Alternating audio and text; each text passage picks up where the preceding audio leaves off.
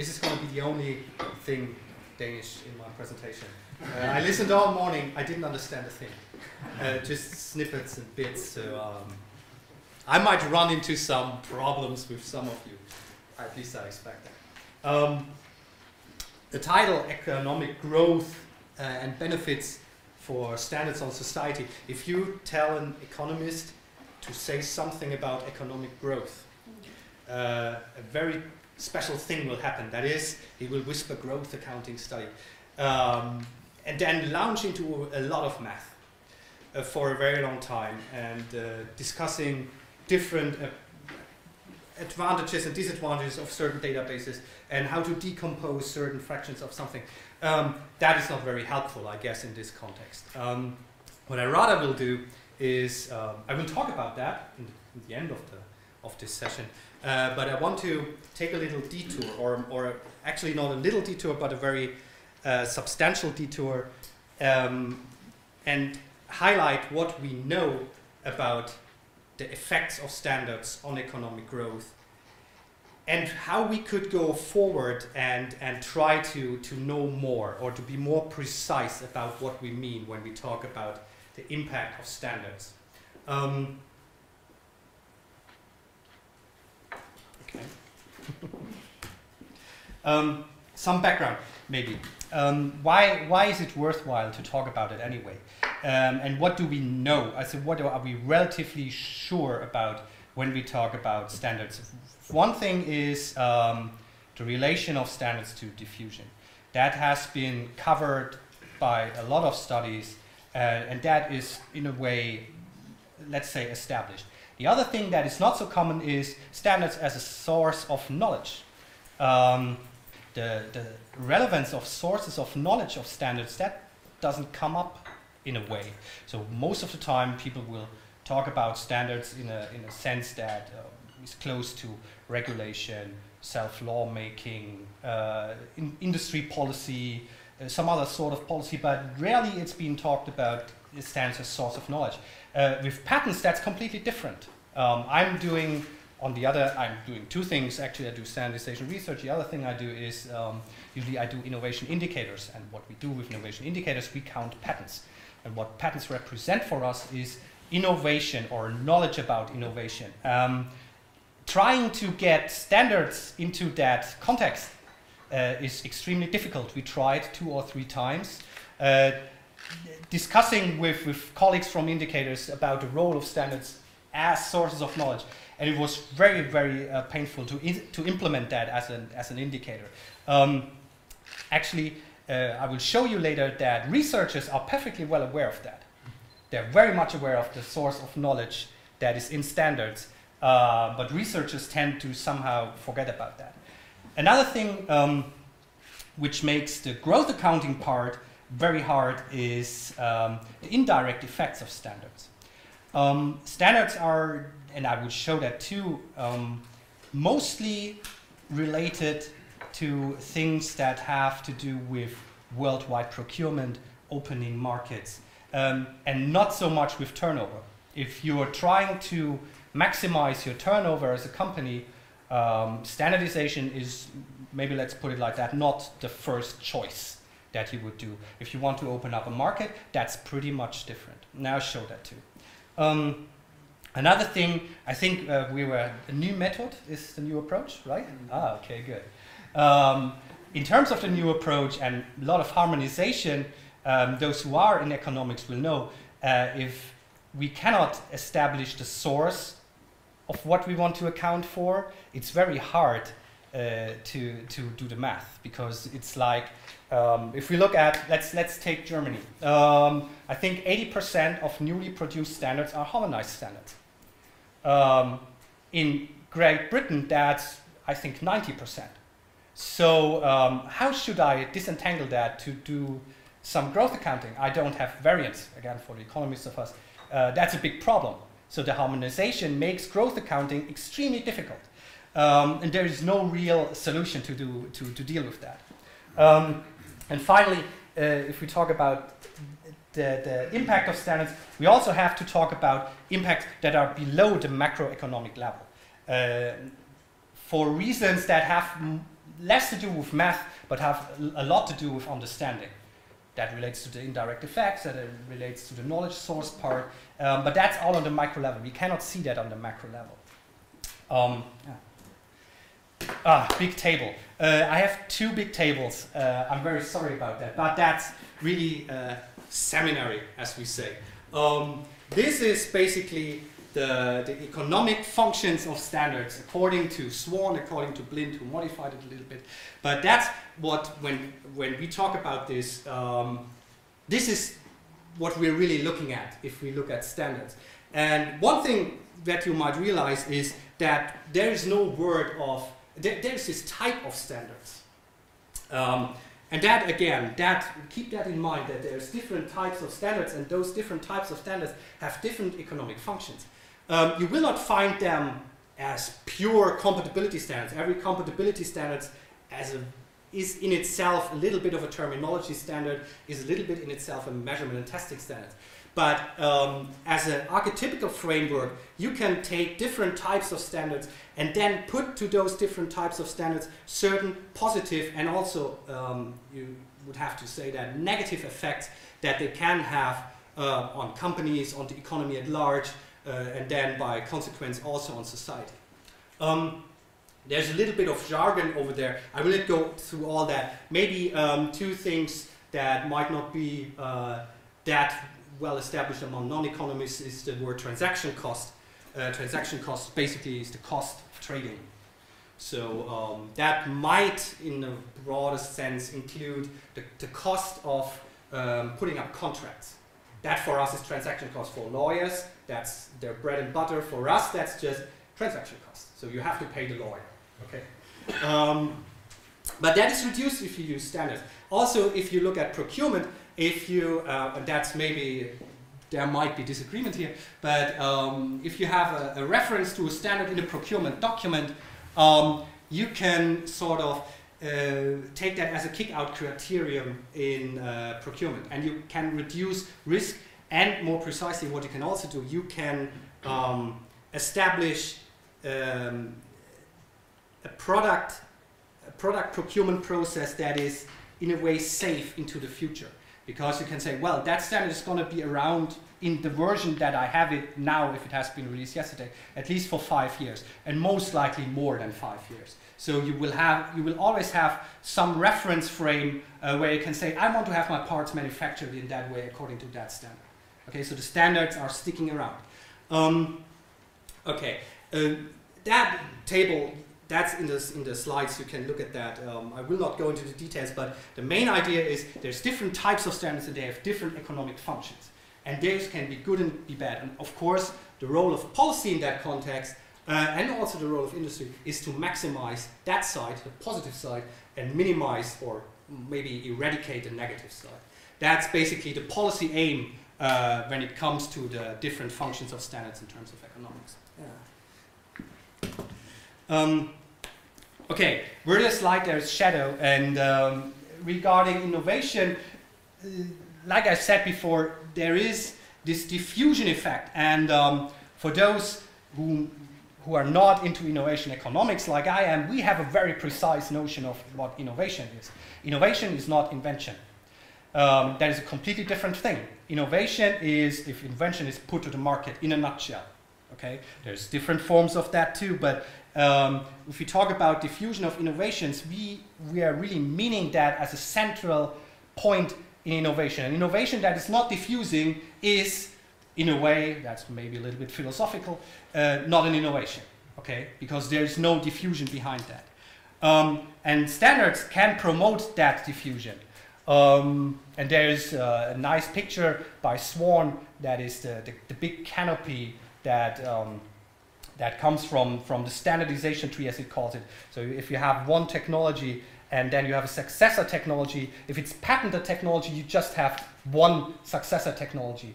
If you have no standardization, you have all patenting, you have some branches of technology, new technologies and new technological paradigms.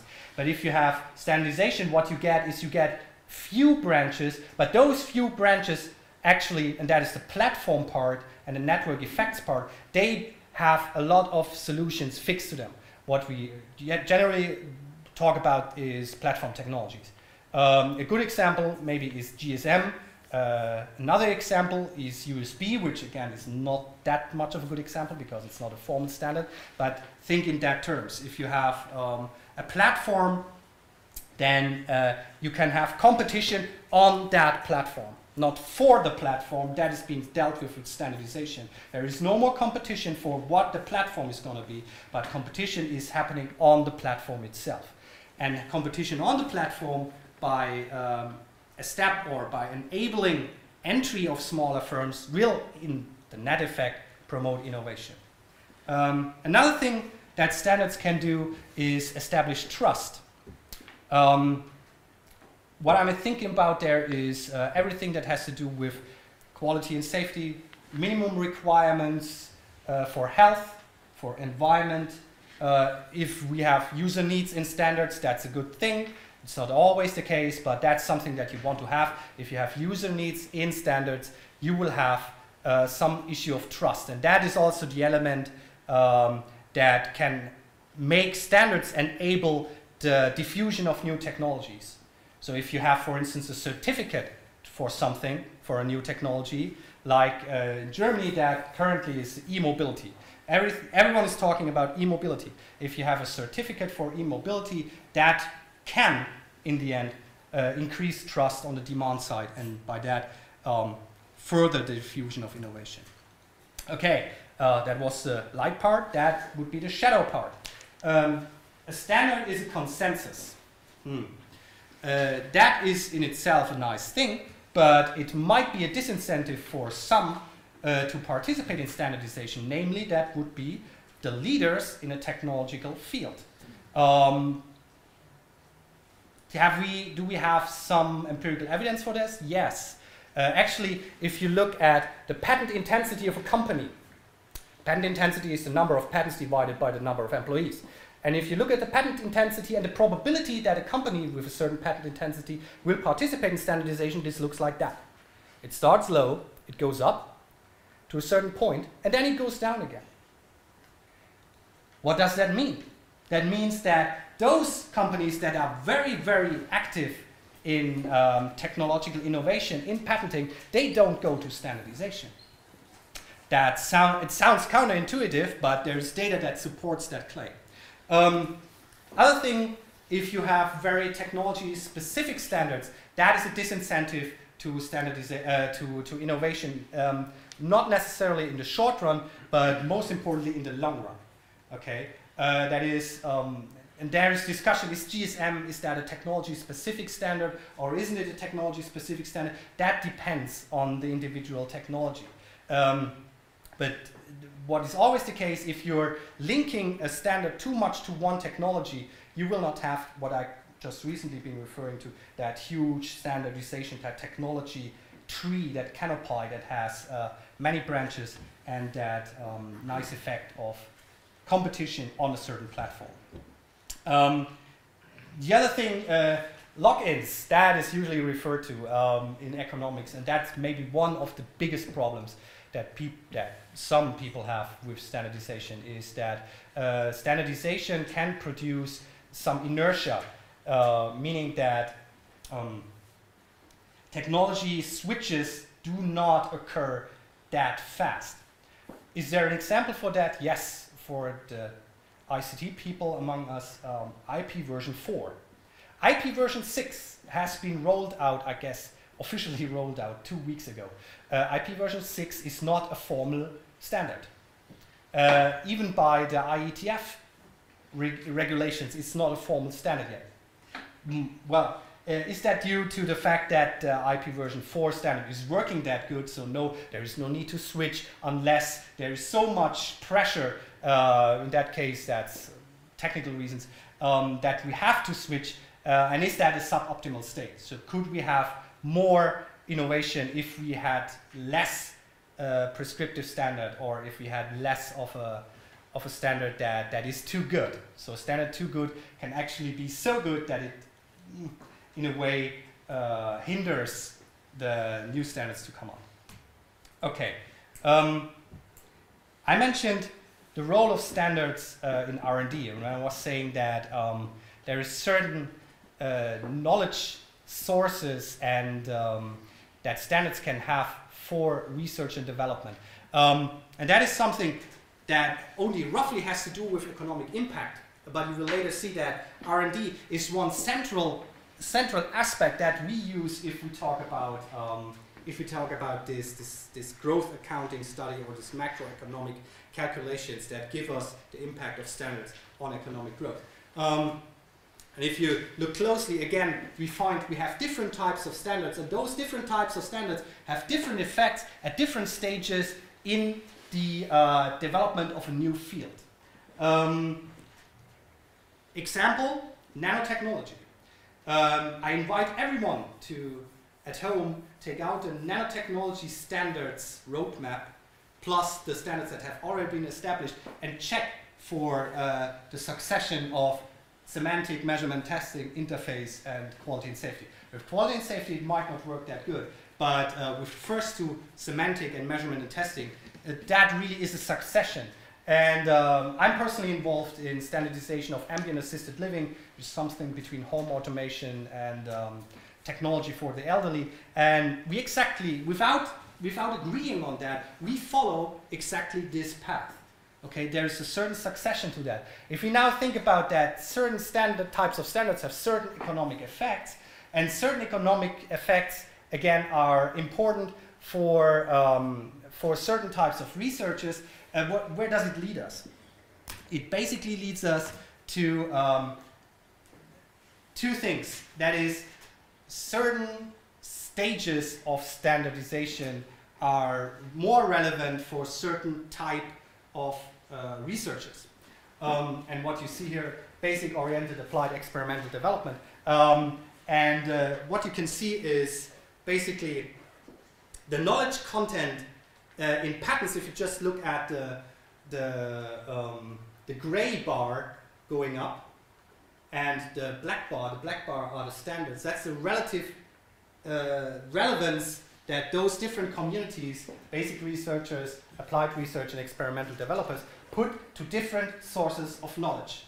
And what is quite apparent is that publications go down, meaning that for experimental developers, those publications are no longer that much important. But if you look at experimental developers, you will find that standards are more important than patents as a source of information. And that, again, is remarkable when we later see how the difference between patents and standards are being treated when we try to assess their economic effects. Another thing that we can see is, like I referred to in that model before, that certain types of standards are relevant in certain research communities. And if you look at that, that's not that clear. What you can see is that terminology mostly is important, equally important in all the stages. But what you can see is that the quality and safety standards, they're not very important for basic researchers, but they grew more important the closer you get to the market. Similar with quality and safety standards, you have a shape that is a little bit like that. Is that the same for all fields? No, it's not. That usually is an effect that you see in the early stages of a technology, where this cycle starts rolling for different types of standards and different research communities participating. If you look for a longer time, you will find something like that, which shows us that there is indeed patterns to the relevance of standards as information source in different communities, and again for those different types. And when I did that the first time, it looked scarily increasing towards the market. That in itself is information for us too, so we know that the effect of standards is much more limited to the market domain. And to some extent to the research domain, but not maybe in basic research. That might also be a reason why you find so few of them in standardization. Talking about those basic researchers and being at university today, does participation pay for universities? or do certain types of university researchers participate in standardization? And the answer is yes. What we can see here is that if you look at that, that would be universities that are non-standardizers.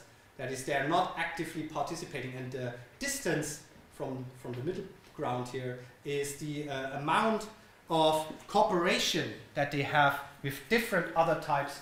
1 minute? No, 50 minutes. Okay.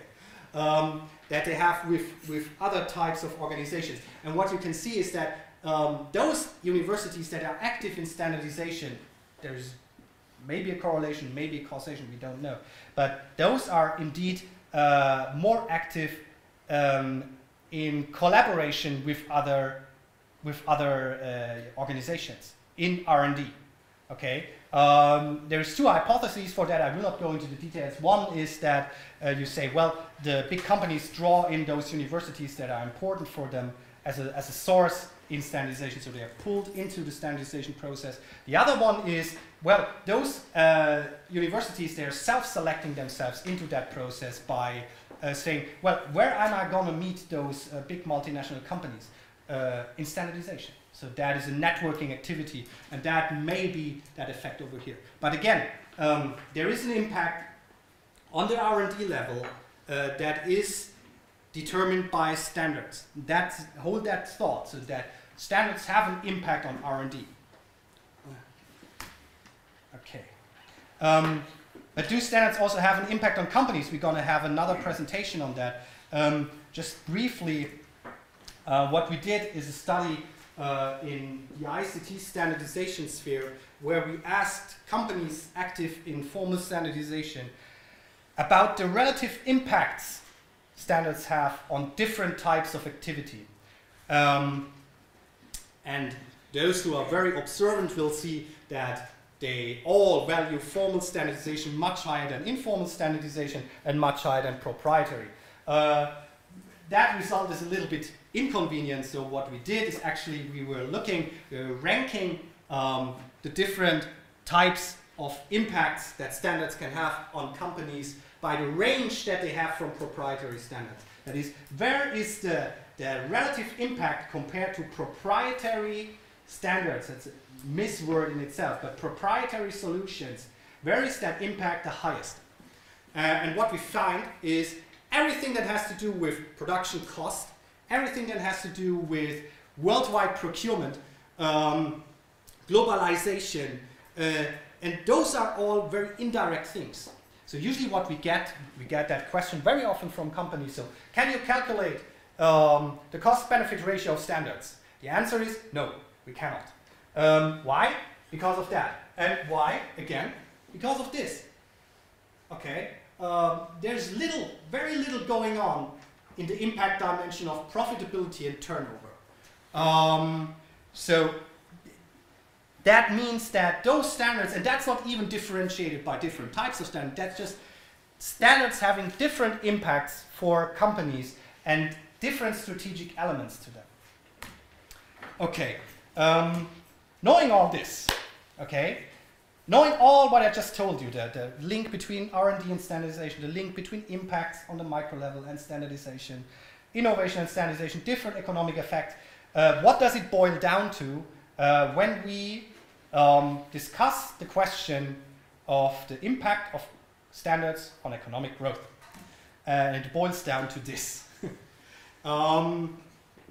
Just a very quick insight into how this works.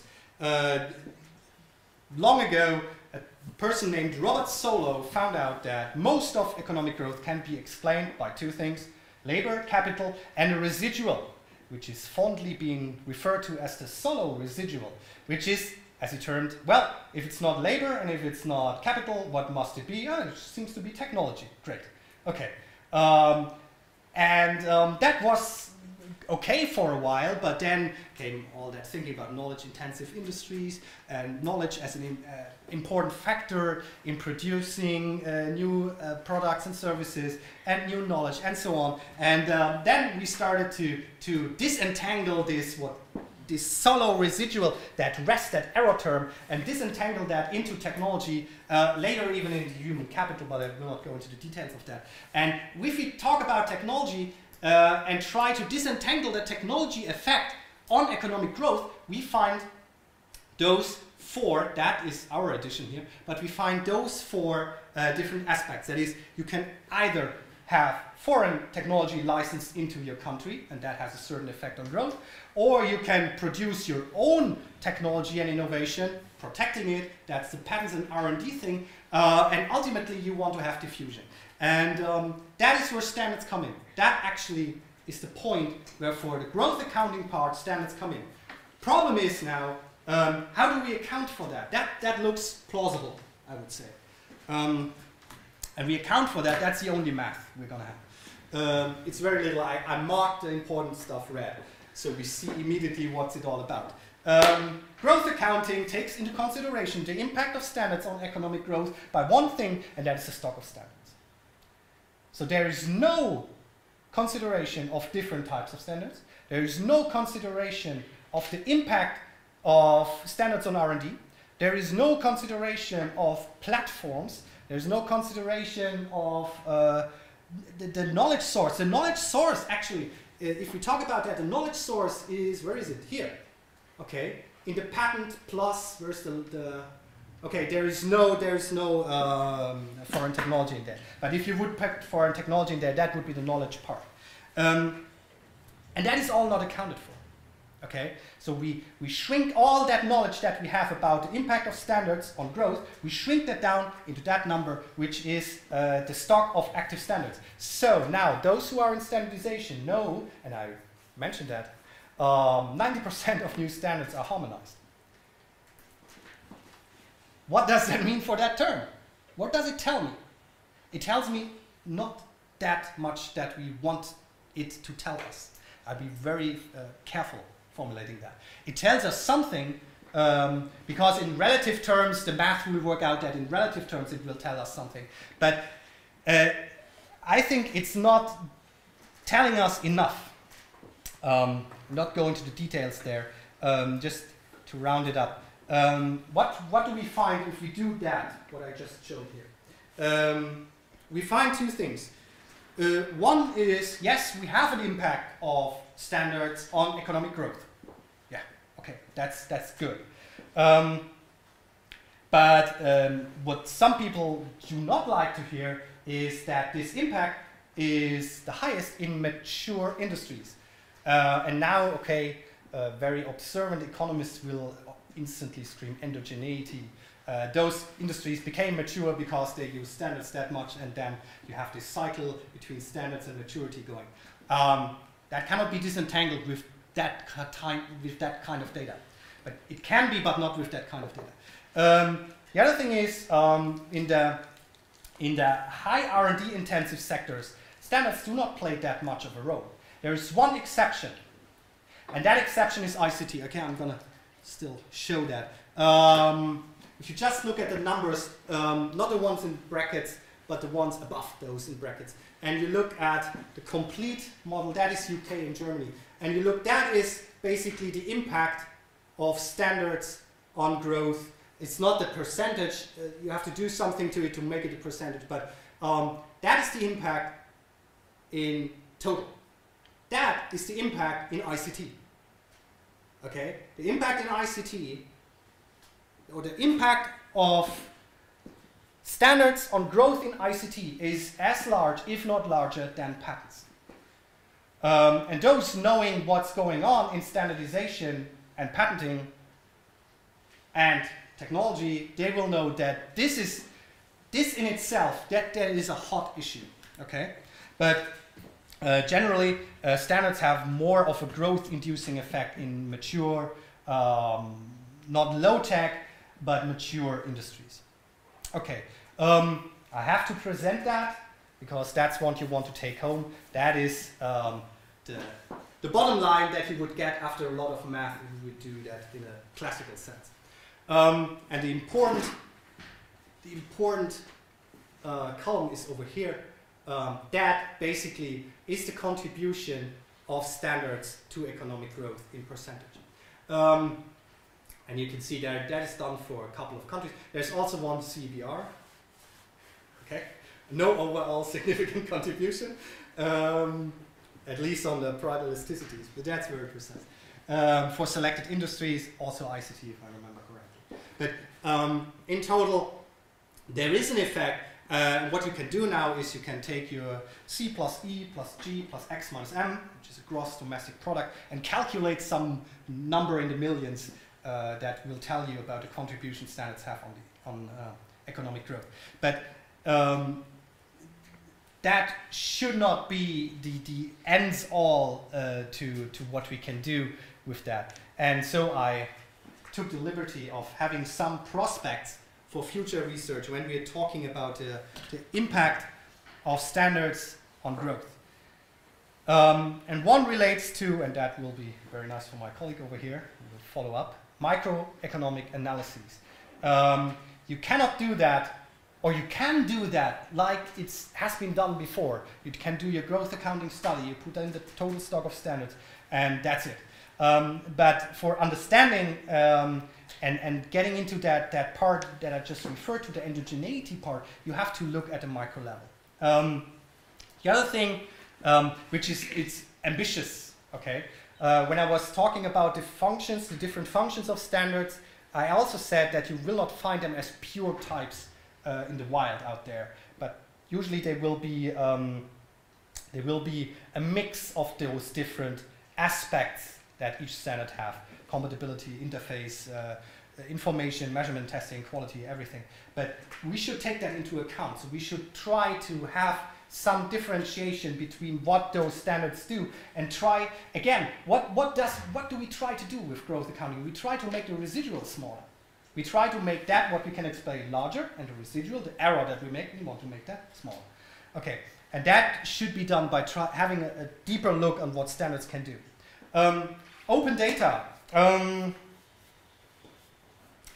That is being done. There is the Perinorm database that you can be used, but that is a little bit low on informal bodies. Okay, so we have quite a good data source on formal standards, but we have a very bad data source on informal standards. There is a database provider who says he has them. We tested that. That's not true. Beyond products, some researchers tend to be a little fixated on the product part of innovation, but leave out the service part of innovation. That should be accounted for in some way. I have no idea how it exactly can be done. I have some ideas, but I don't know really if it will work. But that service part, it has to be looked at in more detail, even though I know that we do not have those many formal standards in services at the moment, but we should have a look at it before we actually start to standardize. Disentangle involvement. When I was saying that we have this harmonization effect, everything is a harmonized standard.